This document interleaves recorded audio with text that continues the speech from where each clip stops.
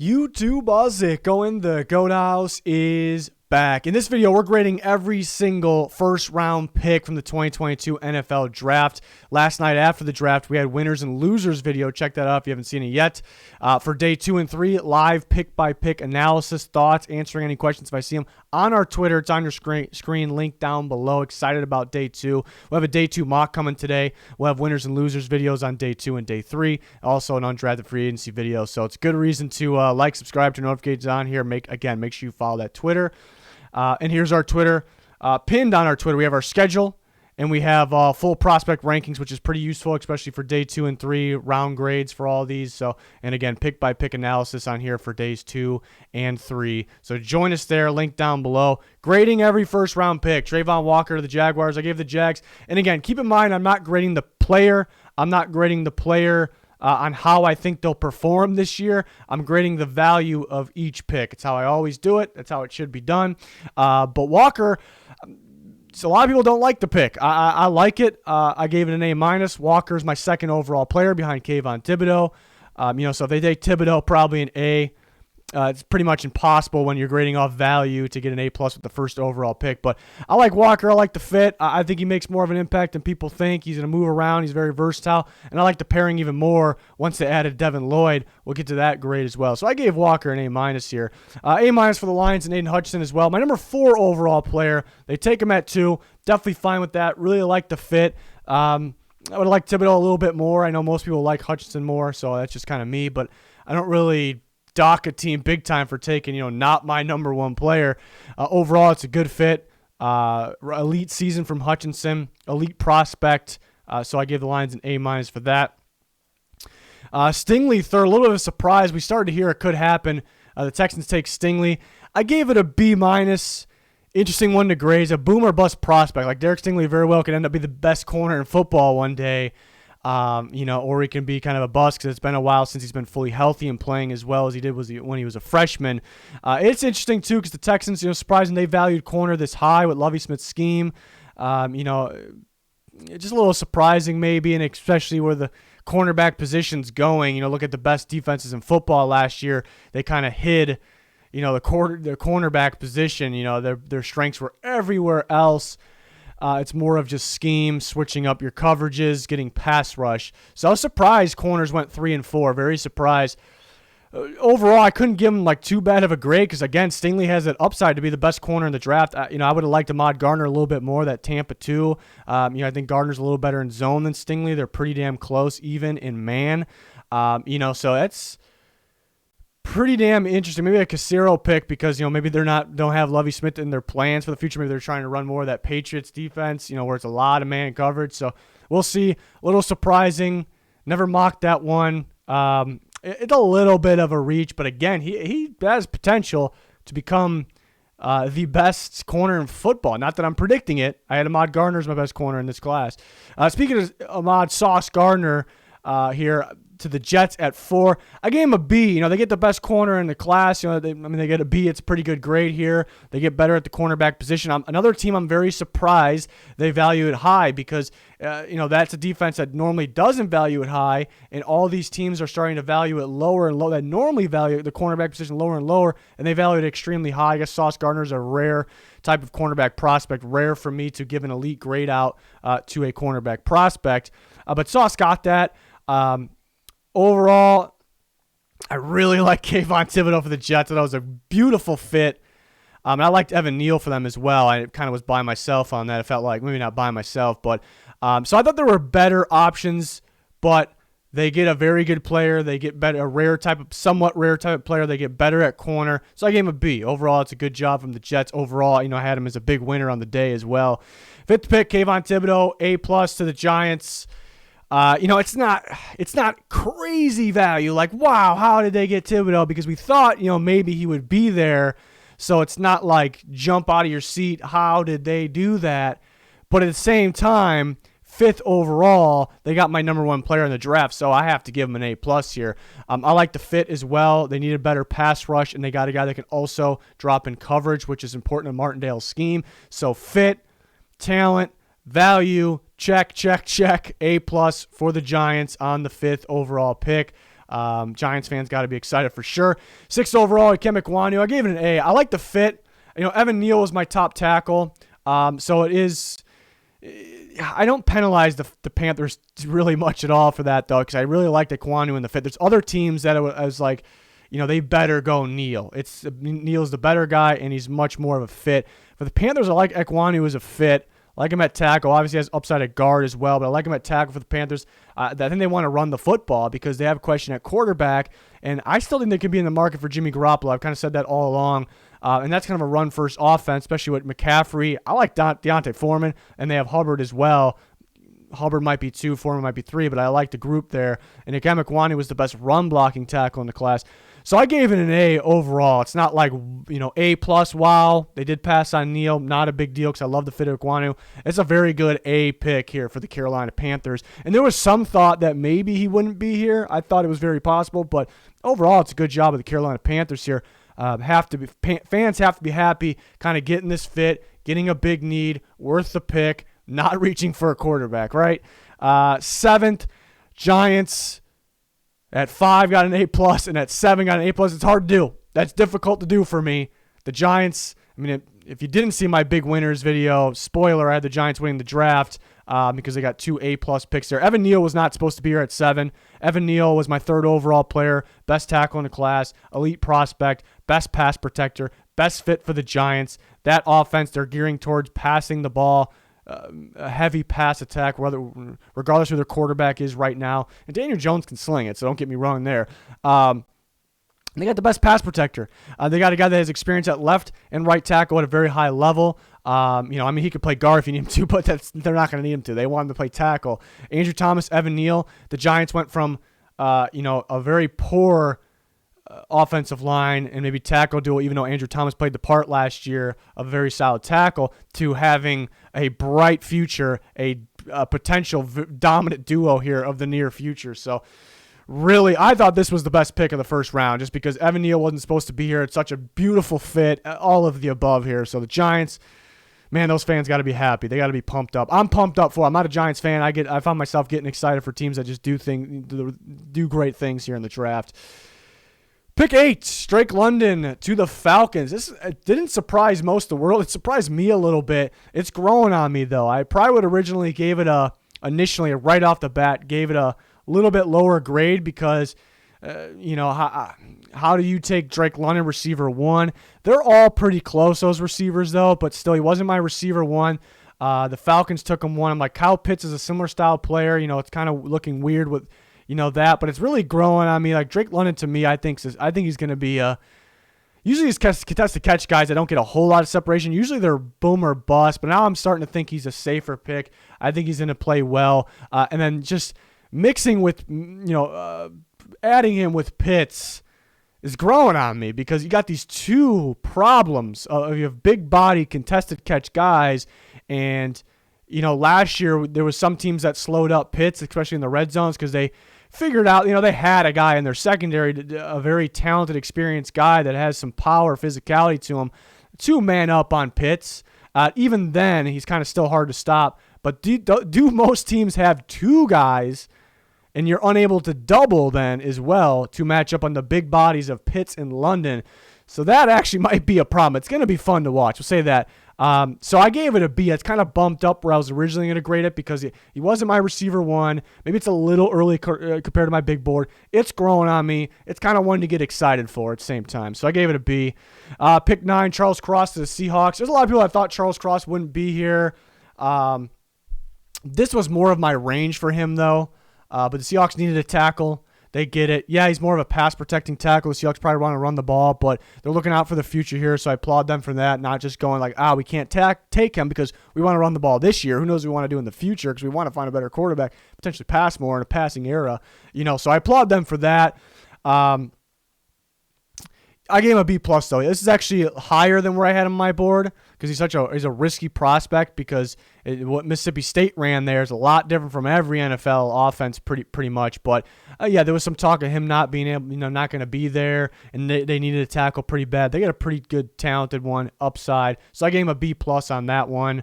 I know there's a lot of people that love Charles Cross. A lot of people might give that a higher grade, but B+, pretty good grade there. Pick 10, Garrett Wilson, the Jets. I gave them an A here. We thought this was possible, so it's not like jump out of our seats like, wow, how did they do that? But it's a very good pick. It's my receiver 1. You're pairing him with Corey Davis, Elijah Moore, etc. It's a very good receiver unit out of nowhere now. I liked his, versatility at the receiver position. Used to play in the slot, then moved outside, obviously this past year, but played a bit of everything, kind of a do-it-all type receiver. It's going to be fun there. Wilson and Wilson, Zach Wilson, Garrett Wilson. So I gave that one an A. It's a good job of the Jets. This one, interesting, very interesting with the Saints because what they've done, what they did to get this pick, if you put it all together before the Eagles trade, it looks like they traded a lot away to just get Chris Olave. So if you look at it that way, it's not the greatest thing. And then you do question, you don't say it's wrong or bad, but you do question them taking Olave over Jameson Williams. But I had him really close in grade. Olave's healthier now. Olave's also a very good fit with the Saints. So I don't love trading up, but again, you wanted the healthy guy that was a fit.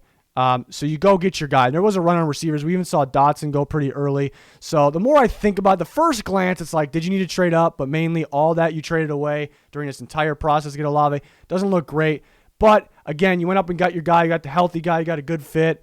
And that was the thing here. You know, you did what the Saints did, what they had to do with all those trades and those moves to target a specific guy and still get another player because they're still trying to compete now. And I believe they can. Super Bowl is a different question, but so they wanted to complete their mission, and this was their mission. They did it. So, yeah, first glance, I was probably going to give it like a B-. But it growing on me a little bit. They got a good receiver here, so I gave it a B for the Saints. It really felt like this is what they really, really wanted. You know, I'm pretty confident Olave was actually receiver 1 on their board. I think, and they got him. And then the Lions got Jameson Williams. We're not expecting the Lions to end up with Jameson Williams, who was arguably the top receiver in the class, elite speed even for NFL standards. And, you know, trading up kind of takes a hit in value usually, but the Lions won that trade in terms of value. They traded way up, didn't give up nearly as much value as you normally have to do, so that factors in as well. And this is around Jameson Williams' range. You know, so it's not like crazy value. It's pretty wild the Lions ended up with them and the value that they didn't really have to give up to get that trade. So I gave that one an A. Just wasn't picturing Jameson Williams with the Lions. You know, so it's gonna be fun. They have a sneaky good receiver unit there. What I was saying, Chark I think is the X receiver, Monra St. Brown's the Y, and Jameson Williams the Z receiver there. So it looks pretty good. 13, Jordan Davis. Yeah, traded up. They traded up a bit to move up just 2 spots. That's the tough part with the Eagles. Like, they had a really good day overall because you get a rare type of prospect and you're going to stop the run better. They already stopped the run pretty well. You got a lot of upside here. And they end up with A.J. Brown, and that was a A+ trade for the Philadelphia Eagles. But they went from having 3 picks to 2 to 1, and they traded away more picks just for moving up 2 spots. That's a tricky one. So straight up Jordan Davis to the Eagles. I was probably in that A- range. A- probably because this is kind of his range. Maybe not the sexiest pick, but it's kind of an interesting type of player here.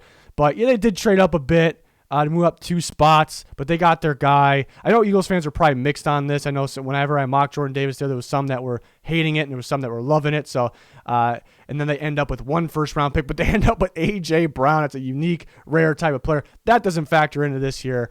But they were a big winner for getting A.J. Brown. It's an A+ trade for them. So Eagles, very interesting what they've done. Easy A+ here. Elite player. Has a chance to be the top safety in football in the future. Top 3, I'd say, and Kyle Hamilton from Notre Dame. 5th overall player ranked. They get him at 14. Hamilton and Marcus Williams is going to be fun. They're going to run a lot of split safety, 2-man under, cover 2. They'll have Marcus Williams single high, and they'll bring Kyle Hamilton up in the box slot area, which he did very well at Notre Dame. He stood out as and they'll run some cover 4 too. The more I'm talking, the more I'm loving it, and it was really no more to love it than A+, because it's a different Ravens team, and they're heading in the right direction, I think, here. Defense, I should say, coverage-wise. So this is going to be fun. He was not supposed to be here. We knew he was going to slide a little bit. He's not supposed to be here still. This is one of the best picks in the draft, arguably the best one. The more I'm talking about it, I can argue it's the very best one. It's just how the draft goes. You start to talk about these picks more and more, and more and more. You love them, most of them. 15, interesting one. The Texans taking Kenyon Green. So it's kind of back and forth with this one because it's like, all right, it's clearly a reach for a need situation. It's not a massive reach because Kenyon Green was a first-round pick, but we kind of had him in that back end of the first-round range, close to there. So it is kind of a reach for a need type pick. So that's usually in the C range or worse. They did trade back, and they got very good value for trading back, so that kind of helped. And then it's still not a reason to reach for a need, but it's guards were tricky. The Texans needed a guard badly, and with their next pick, they weren't going to be able to get anything near Kenyon Green, Zion Johnson. They weren't going to be able to do that, so they kind of had to here in a way. That doesn't, bump up the grade a whole bunch, but I still gave it in that B range, B minus here because they, it's a bit of a reach, again, for a need, but they added some picks, and then the situation with the guards is as well here. But a lot of people had Zion Johnson, top guy maybe. I thought there was more of a shot. It feels like they're going to pass the ball a bit. They're going to need a receiver, though. This is kind of a pass-protecting first guard. They like Davis Mills slinging the ball around. They extended Brandon Cooks. They're going to need another receiver here. So interesting, for sure. Jahan Dotson, the Commanders, one of the surprise ones. I like Dotson. I think he's underrated contested catcher as well. He's got the speed. He's got the route running ability. So I think the Commanders got a good receiver overall. I did like they traded back and got more picks. It's just tough, though, because I think you could have, the difference in the, it's tough to say because they're kind of in the middle of a little bit earlier than the middle of the second round, in the middle. And they could have, the difference in receiver was probably not going to be too far off. And we're talking about pick 16 here. Again, they got a good receiver. It's kind of similar to McLaurin, though. You thought they'd get more of a bigger body guy for Wentz. So what does it say about McLaurin? I don't think we should read too much into that, but it's interesting. So it's a little bit of a reach. Again, I don't know if there was a big difference in value of what they got. I mean, there is, but not a huge difference in what they got at 16, what they could have gotten a second. Curious, why they passed on Kyle Hamilton when they had that pick originally, and there was some other receivers there. So they had Dotson ranked pretty high. A little interesting there, but C+, it's not the end of the world here. Again, I like Dotson. I think he's going to be a good ball player. Again, all these grades are just based off value. It's not based on how I think the performance will be. Of the rookie.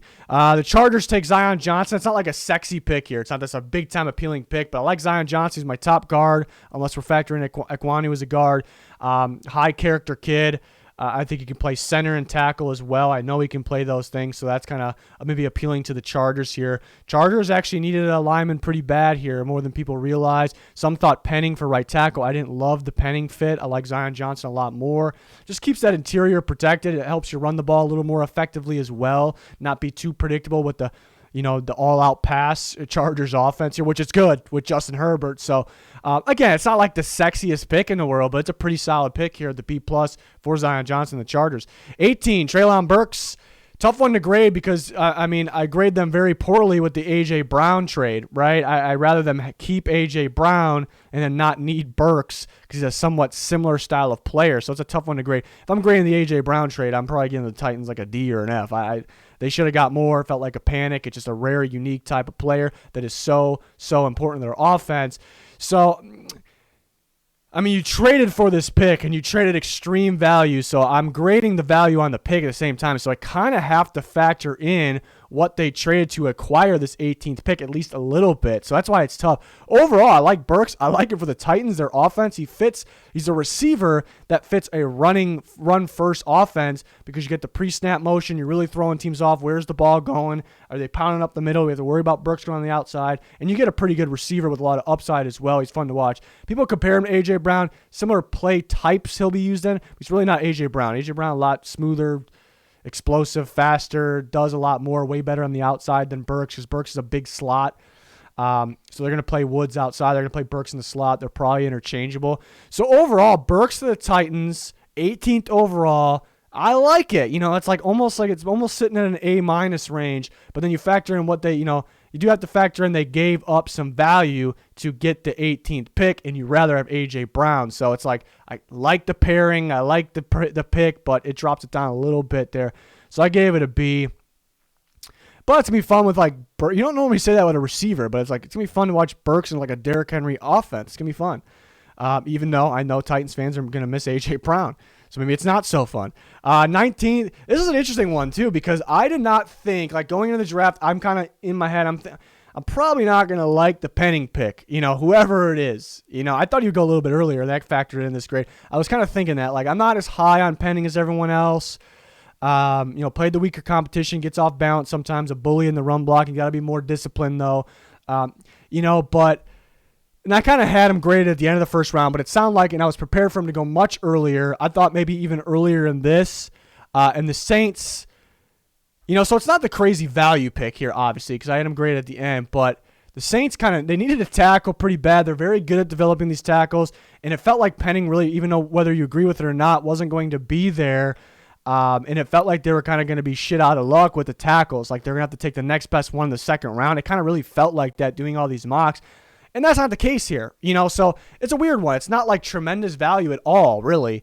But I like the fit. I like him with the Saints. They weren't really supposed to get him, so I gave it a B+. I'm surprised at myself that's the beauty of the draft and how it shapes out. That because I didn't really predict myself to be grading a Penning draft pick inside the top 20 that high, but I kind of like it here. So Saints, they got better. That's what they wanted to do. They got two players here. Kenny Pickett to the Steelers, interesting one to say the least here. The first quarterback comes off the board, the only quarterback so far.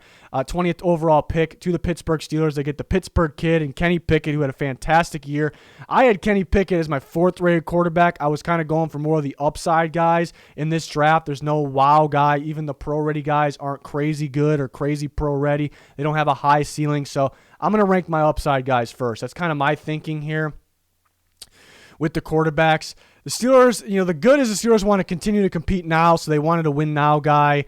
I guess that's the positive, but there could come a giant negative with that, and it's if Kenny Pickett does not start. You didn't take the upside guy, you took the pro-ready guy, and you start like Trubisky over him. That's going to turn this into an F. It's going to look terrible. I really don't think they do that. I think he's starting. And they drafted Kenny Pickett here to start. They did their homework on the quarterbacks. This was their first guy, and they took him here.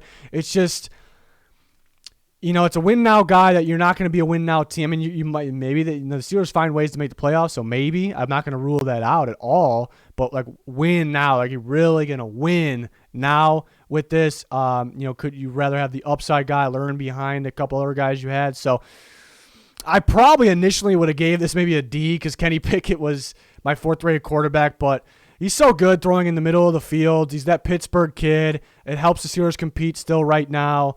They're going to be throwing over the middle of the field a lot. And they run the ball. They pound the ball over the middle of the field. They dump it off to Najee Harris.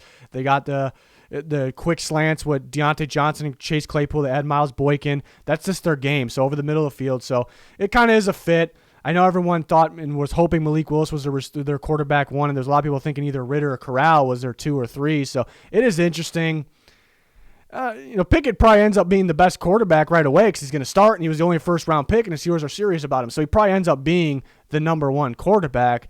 We'll see where the other guys go, but yeah, I don't know. I mean, I'm curious to see the Steelers fans thinking on that. It's probably mixed there. On taking Pickett. Trent McDuffie growing on me a little bit here with the Chiefs because I said it live too when we were live. I said, McDuffie, 21st pick, it's pretty good value, but trading up for him takes away some value. Trading up and not for Jermaine Johnson. I thought, take Jermaine Johnson, take Daxton Hill. They take McDuffie. They take Karlaftis. Not that much of a difference really at all. They still had a pretty good day.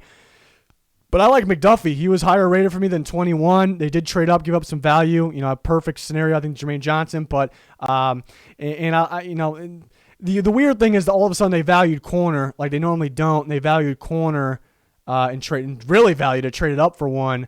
So that was kind of the downside too. But I like the fit. He's gonna play outside. And he also has an upside to kind of be that slot, Tyrann Mathieu type guy as well. So I like that as well. So I gave it a B+. McDuffie's a really good ball player. And the Chiefs are changing for the better. Before they were kind of, we think, based on this pick, Before they were kind of man coverage and cover two. And then, reason they lost to the Bengals because their defense, they change it up every time. They're going, like I said, they go cover two, man, cover three. They're mixing up like crazy. And McDuffie's kind of that ultimate guy that he's able to mix it up with his coverages. So I think the Chiefs are kind of heading in that right direction. And that's the answer here. 22, Quay Walker. Yeah, not the sexiest pick maybe mainly because they didn't take a receiver. And I'm a little bummed for the Packers they didn't take a receiver, but we're not grading each of these picks just, docking them because they didn't take a receiver here. Quay Walker's a good ball player. He was my number 2 linebacker behind Devin Lloyd. I thought Walker was a better fit than Devin Lloyd. I actually had Walker ahead of Nakobe Dean. The Packers defense can be pretty damn good. Devondre Campbell was fantastic last year. He is fantastic. They had Quay Walker there. He's going to help stop the run at a high level. He's got tremendous upside. Again, not the sexiest pick. I gave it a B+. That linebacker unit's going to be nasty. They're going to stop the run better. Defense got a lot better. Is that a defensive football team? Yeah, based off that playoff game too. Maybe it's going to be a really good defense. Bills took Kaiir Elam. Elam's the upside corner. I liked it because how big, lengthy, physical, how fast he is. But I like his ability to run press zone, which is the Bills. What the Bills like to do there. With their split safeties as well, helping over the top. And they'll run some man. They'll run some 2-man under as well. You got to be able to press. But they trade up. I don't love trading up 2 spots. I don't love it. It's not the end of the world at all. Did kind of feel like I preferred Booth for them slightly. But it's pretty close. And, I gave it a B. This was kind of his range, maybe a little earlier than he was on the board. They traded up 2 spots, but I liked that they got a corner. They're getting serious about that, trying to make that elite secondary. You got elite safety duo. You got Tre'Davious White, you got Kaiir Elam here. So I gave it a B here. It's nothing crazy. Obviously, Cowboys at 24 go Tyler Smith, who's that tackle/guard. Based on the way they're talking, it sounds like he's going to play guard. I think he'd be a very solid guard. He's got the upside. I just don't love it. It's like you move on from linemen. You don't re-sign Connor Williams. You move on from Leo Collins when you didn't really have to, and then you go and draft Tyler Smith in the first. I really wanted to take Jermaine Johnson. They've been like a best player available type team, and they kind of went against that here. But I think Tyler Smith could be good. He's a very sloppy tape, though. Loses his balance a lot. Played weaker competition, too. He was kind of on the ground sometimes, even though he puts guys in the ground a lot. So it's a tough one here. Maybe a little. I thought I was more comfortable with him in the second round, but I thought he could go around this range. It's just there's just things that kind of go together with this. What they've done in this offseason that makes me not really love it here. Another C+. Here's an interesting one, too, because I think Linderbaum's going to be a solid center, even though I don't think he fits with the Ravens unless they're changing their offense somehow. I think they'll find a way to make him be a solid center. He is lacking big time in the length department, which I don't love, but he can make way. It's a little confusing one because Linderbaum's just like a pure outside zone blocker, and the Ravens are pure gap scheme, unless they're switching, so it's completely different for Linderbaum. Where his positive was, the reason why there's people that really loved him is because the flashiness at that next level, getting outside, the outside zone scheme and making big blocks downfield. I don't know if the Ravens are switching because their talent fits the gap scheme there, obviously. So it's interesting. So I'm not saying because he doesn't fit, he's going to be bad, or because he's lacking length, he's going to be bad. Not at all saying that. I think he'll be pretty solid for them. It's just I'm a little surprised by it. Don't love the fit. I felt actually more comfortable with him early second. I know I was. That's not a common take. That one surprised me a little bit, a lot actually. The Jets trade back up and get Jermaine Johnson. They were targeting him at 10, but there was just a better player in Garrett Wilson. They were trying to trade up for a long time, I heard, and he just kept falling. He kept falling. They get him at 26. It's kind of rare for me to give an A+ when you trade up and give away value, but I mean, you get extreme value with Jermaine Johnson, who was my number 12 player on my board. He fits Robert Saleh's defense very well. You get a very good pass rusher that's very good stopping the run right off the bat. You pair him with Carl Lawson and company there.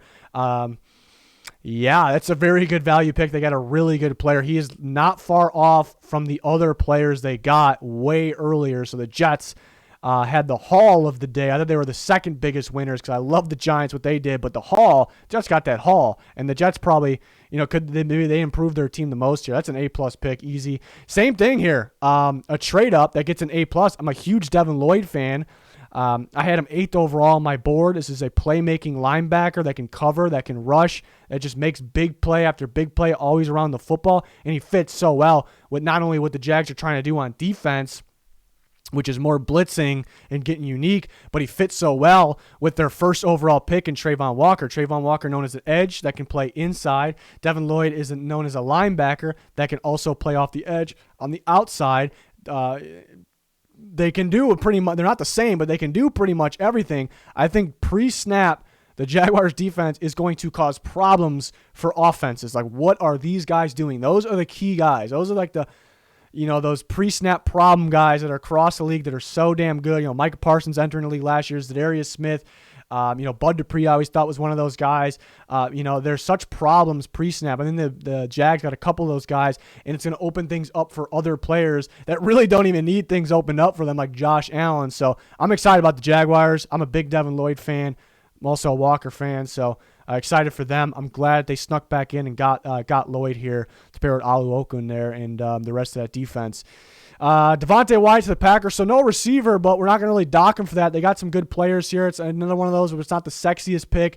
Wasn't the biggest need because they did bring in Reed, but it's a one-year deal. They had Wyatt. Clark, Wyatt, and Jaron Reed looks pretty good. This was the range for me for Wyatt, right around the range.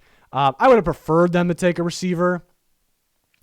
They had another Georgia Bulldog here. Packers defense can be really good. It's pretty complete defense right now. Just got to get Aaron Rodgers some help there on the offensive side of things. So, Packers on defense got a lot better. They had some Bulldogs, and that's the way to get better on defense.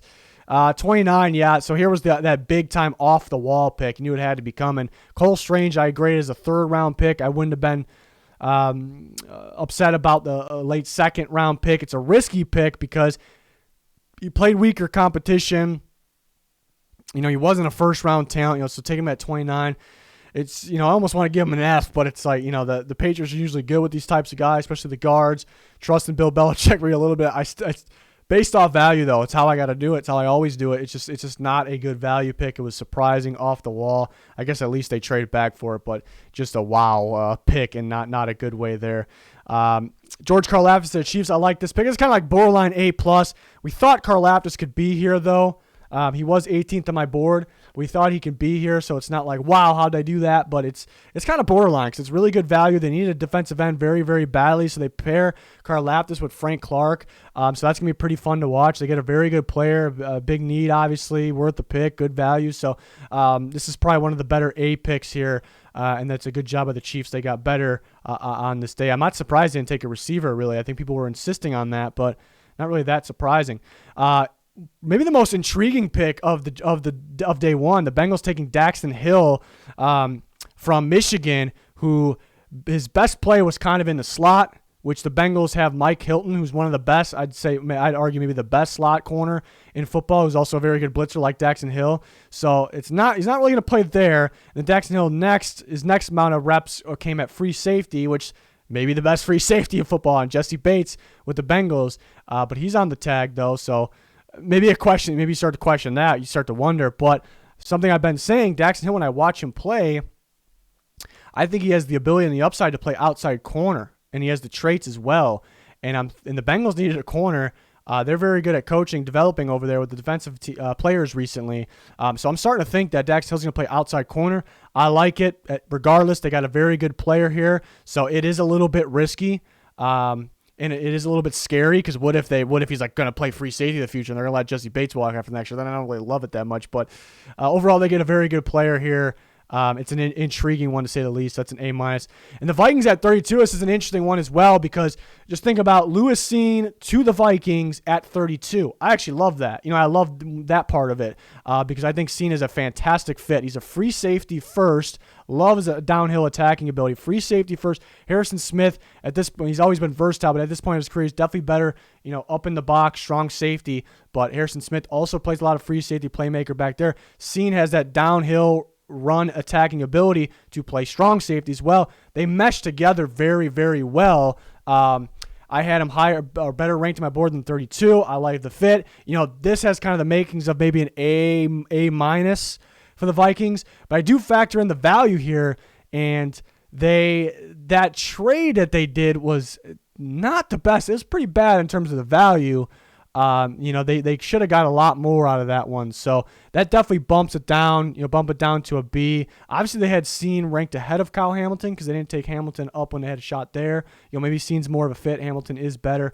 But overall fit, value, I like that a lot. I like Cine. Had a first-round grade. It's just I had to factor in that trade down because the value did not. They should have got a lot more value than what they got there. But it could end up working. They have an early second-round pick at least. And if they get a very good player there, which it looks like they could, some first-round players still left, then it's going to feel a little bit better maybe for them. But, just interesting that they ended up picking 32 there for the Vikings. So, interesting day one, to say the least. There's a lot of good players still left. If you want to see my position rankings, my board, all my thoughts, everything on Twitter, so check that out. Link down below. Like, subscribe, turn notifications on. More videos on the way during this great draft weekend here, so join us. That's going to do it. Thanks for watching. Goodbye.